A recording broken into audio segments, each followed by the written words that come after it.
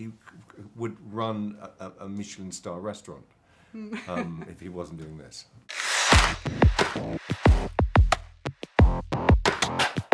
Con la consapevolezza, la sincerità e l'amore. Il difficile è convincere qualcun altro che è davvero parte di te. While speaking to Kerouac, Burroughs told him that Mexico is a land in which rivers are filled with unspeakable monsters. I want to know, what monsters did you find in your Mexico, and what did you learn from them? We have a beautiful sequence that we didn't put into the movie about that. About monsters. Right. So we removed the monsters. That's what we did. We removed them, yeah. Yes, we did. We explored it. We definitely explored that, but it didn't make the final cut. Because they're unspeakable, so of course. Maybe. Yeah. And he said once that the way to kill off a man or a nation is to cut off his dreams. And in the movie you put a beautiful dreams sequence. So was it like an homage to Burroughs to really speak to him through dreams? In the book Queer, there is a lot of dreams, particularly at the end. There is a false assumption that the book is unfinished. It is not. He does not let them take the drug in the journey through Ecuador, but then he goes 2 years later back in Mexico, and in that moment Lee goes to sleep and dreams of himself in the role of the skip tracer searching for Allerton, and then they discuss about the bargain. And I thought that the dream logic of the book itself, but also of the dreams in the book, had to be there. We had to have it. This is a book that is about. It's not a biography. It's not an autobiography of William Burroughs in Mexico City. Probably it's almost like a sort of self-therapy session in which he's spilling out what the associations that come into his mind about that emotional experience. So the movie had to get that logic very strongly. And you, do you still have your dreams? How do you keep them alive? Oh gosh, yes, of course, yeah. We all. I mean, they don't. I mean, but they're very contained. They're not. They revolve around my family. Okay. And he once also gave an advice to writers, but I think it's good. You mean Burroughs? Yeah, Burroughs. Yeah. Keep your eyes open, because most people don't notice what's going on around them.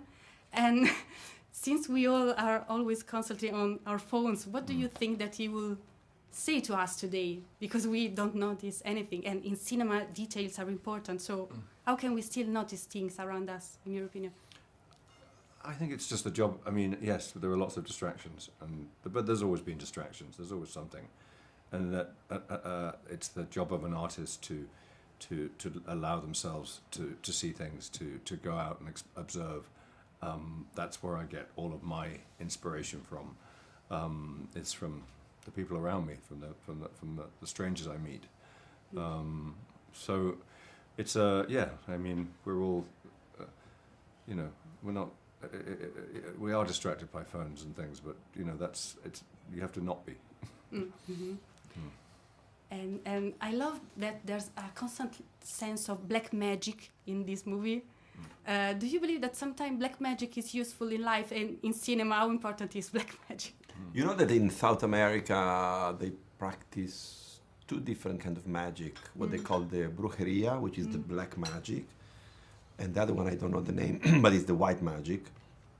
And if I have to assume that there is a magic to be played at stake here, it's certainly not black. Okay. I think there is a sort of like empowerment through magic that happens to be in the movie, particularly when you happen to meet Dr. Cotter. I think probably more than black, I would talk about hopefully what is, let's say, inside, a space of within that might be dark sometimes not. And do you believe in magic? Where do you find magic in life?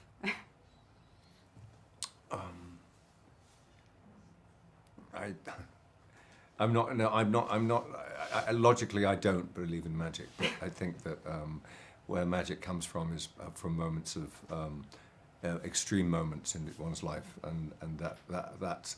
I think, you know, whether you call out for a god or you call out for help in a way when you're in trouble, and then just the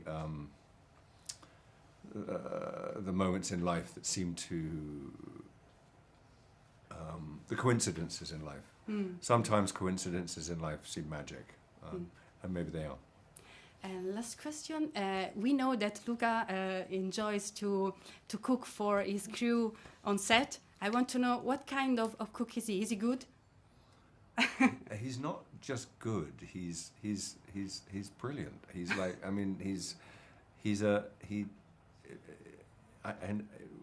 he would run a Michelin star restaurant if he wasn't doing this. What is the taste of this movie? If you could choose a taste for Queer. When you kiss somebody and you accidentally bite them, the blood that comes off of their lips. Accidentally bite them. Accidentally. Okay. And just a little curiosity, you said in a beautiful interview that all great movies are gay. I agree with you, but can you explain why? Well, I didn't say that. I said that every great movie has to have a sort of position outside the center of things. Mm-hmm. Everything, not gay, but let's say capable of being off the center of things. Yeah. Okay. Thank you so much. Thank you. The movie is amazing. You're amazing. You're both amazing. We